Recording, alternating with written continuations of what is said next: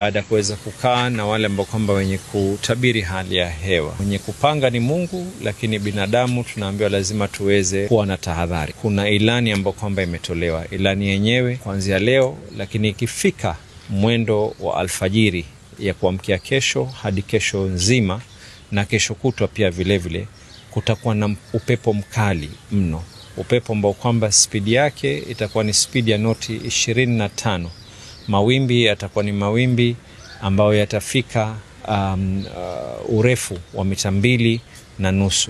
Tumeitana kama disaster team yote kutoka kwa serikali kuu na serikali ya county, na pia vile vile wale ambao kwamba ni washirika wengine kama Red Cross. Uamuzi vile ambao kwamba umetolewa ni kwa fuo za bahari kwa kesho watu hawatakubaliwa kwenda katika fuo za bahari, na vile vile ikiwa itabidi ya kwa hakuna mwelekeo ambao kwamba utakuwa kivumbi hiki kitakuwa kimeweza kupungua, basi kesho kutwa pia itabidi watu wasiweze kwenda katika fuo za bahari. Department yetu kuhusiana na mambo ya uvuvi wamejulishwa, wajulisha wavuvi wote. Department ya building wamejulishwa na watawajulisha wajengaji wote, na tunawajulisha KWS na Kenya Coast Guard waweze kutusaidia na kuhakikisha kwa hakuna watu ambao kwamba watakuwa katika fuo zetu za bahari. Inspectorate na police watahakikisha kwa bahari zetu zile ambazo zitakuwa ni za umma patakuwa hakuna mtu kuruhusiwa kuingia. Hususan kesho, tahadhari hii inaendelea mpaka kesho kutwa,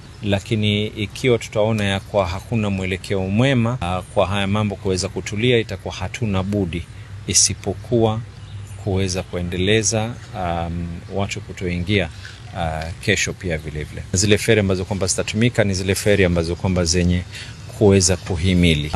Feri kuanza kupoteza njia huwa ni pale engine ikiwa haina nguvu ya kutosha.